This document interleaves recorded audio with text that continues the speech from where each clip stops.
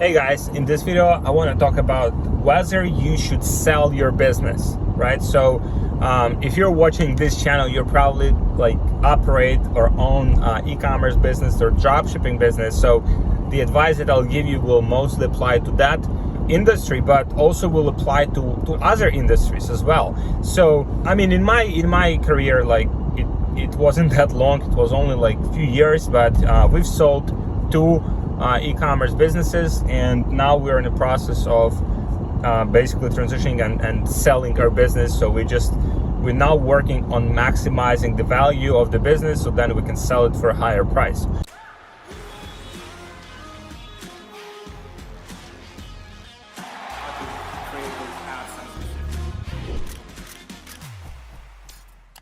So, and a lot of people asking me like, how do I sell my business? Where should I start? What should I do? How much my business is worth in the first place? Now, first of all, I will give you the specific platforms where you can just like list your business and you can get evaluation, right? So I'll get them in the description or somewhere else, like you'll find it in the description. Basically, how much your business is worth, how much approximately is the market value of your business, and so you get some kind of like indication. Typically, businesses are valued at 3-4x annual profit, right? So let's say you operate a business and a business does like $1 million, but then it makes like $500,000 in profit, right? So that business would be worth like $1.5 to $2 million basically as a business, right? But at the same time, you will not, like, if you sell your business for like, let's say $1.5 million, then that $1.5 million, most likely you will not get at one payment, right? You will get it like across, you'll get some down payment for like 20-30%. Then you also will get the rest of them, like either is financed by the bank, by the financial institution, or it will be financed by you.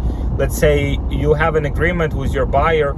Hey, okay, so for the next like 2-3 years, you pay me on a monthly basis, like let's say $20,000, and they basically repay the whole value of the business, and you're happy, right? And they're happy, and everyone is happy, right? Just an example. The problem, for example, with dropshipping businesses is that to structure this setup like this, it might be tricky, right? Because let's say you sell the business, first of all, the multiples on dropshipping businesses are not that high, right? Sometimes you can get like 3-4x, right? Like not return on ad spend, but valuation, but also your business needs to have like good infrastructure, right? Your business needs to have backup ad accounts, right? Like your business needs to have by the way, if you have issues with any of these things or positioning your business for sale, then there should be a link below. It's only for intermediate advanced entrepreneurs, 6-7 figure level, who want to scale up, not for people who are just starting out. But there should be a link. Book a call with our team and we'll see how to help you out to position your business for the exit. So dropshipping businesses, they would typically go for like, I mean, 1x, 2x multiple on profit, right? Because they're more vulnerable, right? Like the shipping experience is not that good, right? Like, you know, if a customer waits like for 1, 2, 3 weeks to get a product, sometimes it's okay, but sometimes, you know, people are not very happy, so that kind of like impacts the return purchase ratios, right? Which is, you can find it, by the way, in your analytics on Shopify. And that impacts kind of like, okay, so if buyer buys that business, they know that customers are not very loyal to your company, right? So, which means company is not that valuable, or like, I mean, people just buy once and never buy again. So retention is one of those like metrics that's very important to investors. So if you have like, let's say repeat purchase ratio of like 20-30%, that will impact the multiple of your business. And so when you ask yourself whether you should sell your business, right? Like the first question I would ask is, what is your goal, right? Like what is your goal, like short term, and what is your goal long term, right? Because if your goal like short term, I need like $100,000 so I can have some like breathing room, and I have cash to, for example, for my living expenses, my family living expenses for like a year, and that will be like just put me at ease, and like I wouldn't have to stress about money, like, and I wouldn't have to stress about the profit that I'm making from the store every day. So if that's your goal, it's fine. You know, sell the store for $100,000 if you're a store worth that, right? Again, you can check the resources in the comments in the description to evaluate whether your business worth that. But it's not difficult to grow or sell the business at worth like $100,000. It's very like low price offer, right? It's very low price business. At the same time, if you will want to let's say your goal is to sell the business for like $1 million, right? So, and then you do the calculation, you do the valuation, and then it seems like your business worth that, right? Then it would be a different conversation. Then you probably could sell your business. Now, let's say you evaluate your business and your business is good to be sold. There are several things that typically, and after seeing, you know, many different stores, there are many different things that would go into consideration whether you should like sell the business or you should like improve it, right? Maybe take extra like 2-3 months, right, of improving the business, actually putting some effort into it, some extra effort. But that effort would pay you like very big dividends, right? Like to pay you in terms of the price that you get for it. You'll also make some profit in the process. Typically those things are, right? And I would use the same if you watch the show like Profit, right? On it's on the I don't know, CNBC. Marcus Lemonis, like he's a host on that show. It's an amazing show, and it shows you how he evaluates. He's very successful business owner. He took his company public now. His net worth probably close to like $1 billion. He's a very good guy, very successful guy. And so now like he comes into these like small businesses, and he basically sees whether those businesses have potential for him to improve them, and then eventually he just like scales them up to wild levels, and then, you know, they're exiting them, right? So that's his agenda. But, you know, some businesses are good and some businesses are not that good. So when he comes into businesses, right, he evaluates them by 3 main criterias, and those 3 main criterias are people, process, and product, right? And I mean, I use the same criteria because it's pretty much, it's applicable to any business, right? So for example, you know, let's say you're running like dropshipping business, right? So you have your people, right? You have the team member that you have, right? So if you don't have team and you're selling the store, then probably the person who buys the store would need to operate it, right? Which makes it like, hey, you know, I need to actually put the work in, a lot of work in to run this business. Now your multiple will be lower in that case, right?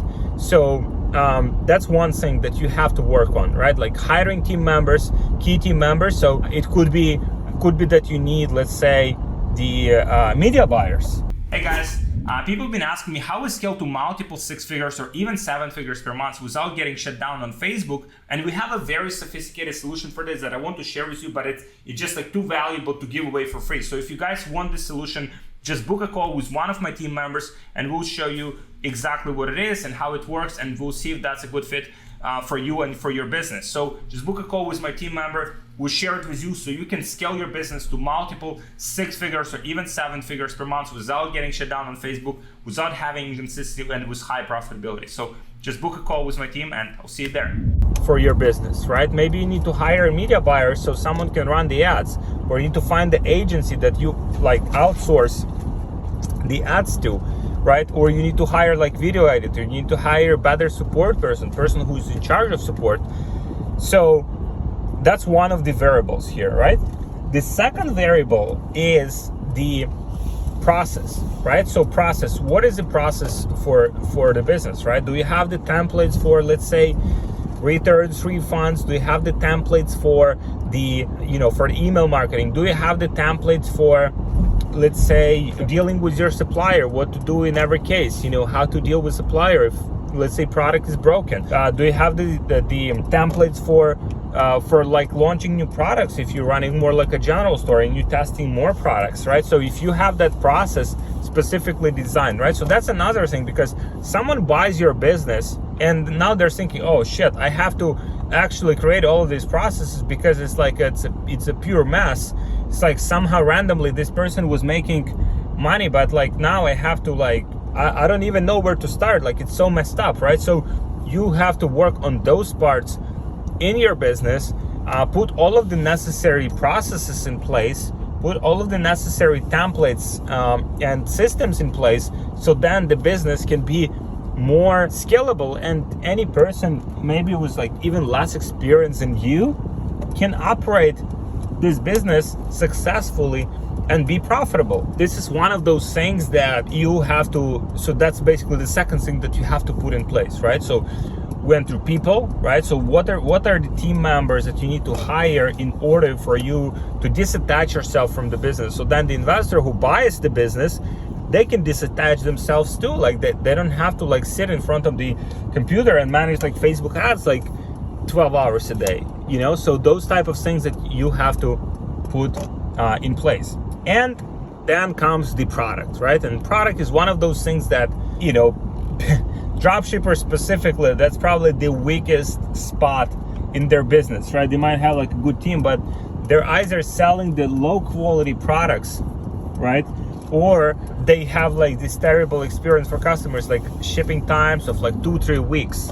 So that's another thing, right? Like, so, and I mean, that will apply like even if you're not preparing to sell the business, right? That's the most important thing, guys. I want you to take away from it. Like, you want to build your business as you were to sell it, right? As you were to basically grow it in a way where it's like, if let's say in 1 month you decide to sell it, then like a person could just like take over all of these things that you would train them obviously on everything and how business operates, but they could just take over, run the business and be profitable, right? If you could do that, that's basically you've done your job.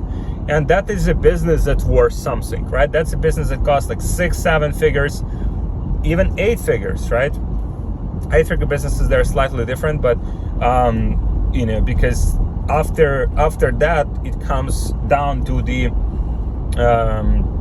kind of like how vulnerable the business is, right? Whether it has a dominant space in its particular niche, whether it has some customer loyalty, right? Whether people buy more than once from the store, right? So it comes to a whole set of different criteria. If you're like 6-7 figure level, maybe you want to sell the business like for 3 million, 5 million, it's fine. You wanna think about people, process, and product, right? Maybe you can improve your customer experience.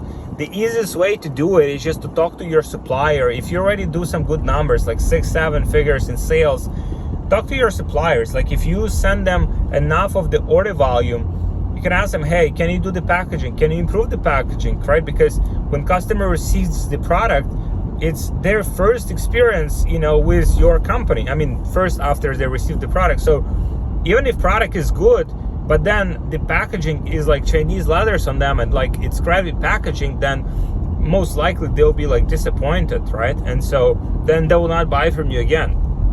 So this is what you have to put in mind. You have to put together good packaging, talk to your supplier. Sometimes it won't cost you that much, right? Sometimes suppliers, hey, okay, so it will cost you maybe like $1 per package, right? And it will be good looking. You can put some custom inserts. Hey, thank you for buying from us. Here's like 30% off that you can share with your friend or family members so they can buy from us as well, right? So you could maximize your sales with good packaging. So it makes a lot of sense. Second is the product itself, right? Maybe the product has some features that could be added to it, or some things that could be added, or reduced or removed, right? Maybe product can be made smaller, right? So if you work on that product improvement according to customer feedback, okay, customers complaining, hey, let's say if I were to sell the water, hey, this bottle is like very unpleasant to touch, right? Or this bottle is like sharp. Maybe it has sharp edges here, and I just cut my mouse with it, you know, and few customers say that, and it becomes like a trend. Then you want to improve that bottle. So there is nothing like surreal here. It's just like, if you get a lot of tickets on a certain subject, hey, how do I use, let's say, I'll give you example how we do it in our business. So customers saying, hey, how do I actually use this product? I mean, I have no idea. I received the product, but the product, it looks good, but like, I have no idea how to use it. Do I need to put this setting on or this setting on? Do I need to do this or do I need to do this? And so we get few of those. Then what we do is like, we create like a whole course. Like we create like a whole training library, hey, here's how you turn it on, here's how you use it, here's how to apply it for this purpose, for this, you want to like, let's say lose weight, you want to do like this procedure, you want to do this procedure, here's exactly how to use it, here's what not to do, right? Don't do this, and this, right? So we basically educate customers on how to use the product. They use the product more, they like it, and that makes them more likely to buy from us again, and they do, right? So this is like very simple adjustments that you can make even right now to, I mean, it's not like only about like selling the business, but again, it's about like create a better business, evolve your business, right? A lot of people was like, you know, they messaged me, hey, you know, ask them about their kind of like what they do and stuff, and they say, yeah, I do good numbers, I do like 7 figures, but like our supplier is like bad, and like they sends these bad quality products, and so, and I want to scale, like I want to ask questions like how to scale my ads. No, you don't have to, you don't need to scale your ads, you need to fix your product in the first place, right? Because the fact that your ad accounts and business managers and pages go down is because of the quality of the product, not because you don't know certain like ads tactics, right? So ads tactics would apply to good, fundamentally good business, right? So this is how, guys, this is how I would think about this. I wish someone told me these things, because we've sold businesses like at the price that wasn't that high. I mean, it was a lot of money for me at that point, but now, like looking backwards, I mean, I could have done something better with those businesses and sell them for more, right? And also just have like a better business to start with, and maybe like one of those I would still run today, right? And it would be worth like very good amount of money. So, but these are my mistakes, these are the things that I've learned, guys. So improve your people, process, product, right? Very simple, very foundational, but I've learned a lot from that show, Profit the Profit, and I want you to learn from it as well. So thank you, guys, thank you for watching, and subscribe to my channel if you like my video, and like this video, please, and I'll see you guys in the next video. Thank you very much. Bye bye.